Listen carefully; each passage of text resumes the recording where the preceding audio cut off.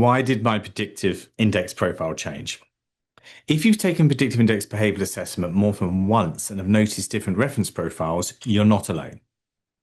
It's one of the most common questions employees ask after receiving a second assessment result. So which one is correct? The answer may surprise you. A different profile doesn't always mean a different person. Many people assume that a different reference profile means their personality has changed. In reality, that's usually not what's happening. The predictive index behavioral assessments designed to measure underlying workplace drives and motivations. These drives tend to remain relatively stable over time. However, profile changes can occur for both short-term and long-term reasons. So why can profiles change in the short term? So predictive index assessment asks participants to select workplace adjectives that best describe them. Because the assessment is based on choices between multiple positive workplace characteristics, small differences in responses can sometimes create a different reference profile.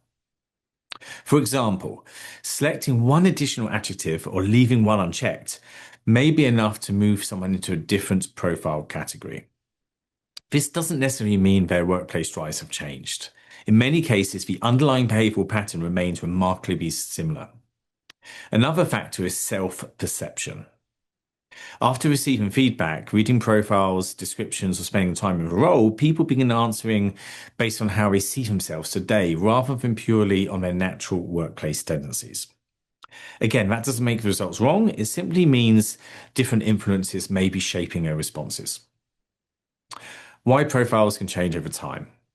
While workplace drives are generally stable, significant life and career experiences can influence how people approach work.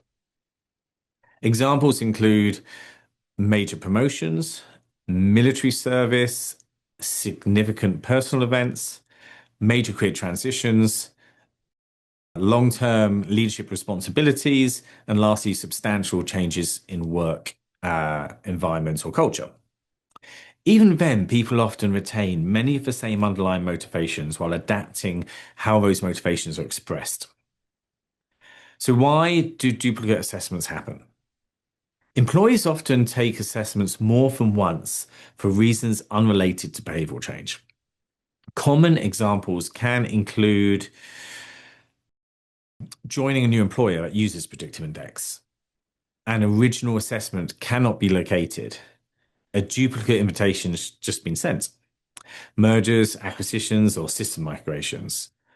Also, just curiosity about whether results will change. Requests from managers and HR teams. So most duplicate assessments are administrative rather than developmental. So why organizations often use the first assessment? When multiple assessments exist, many organizations choose to use the earliest valid assessment. This is because the first assessment is typically completed before an individual has seen profile descriptions, received feedback, or formed assumptions about the results. As a result, the original assessment is often considered the least influenced by prior exposure to the tool. That doesn't mean later assumptions are wrong.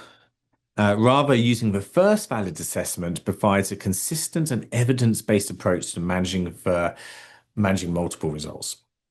So focus on the pattern, not the label. The biggest mistake people make is becoming overly focused on profile names. The real value in predictive index is the underlying understanding of how people communicate, how people make decisions, how people interact with each other, and how they can use this information to thrive. So I hope that was useful. Please don't forget to like and subscribe and all that wonderful stuff. It helps us produce more of this content. Thanks a lot.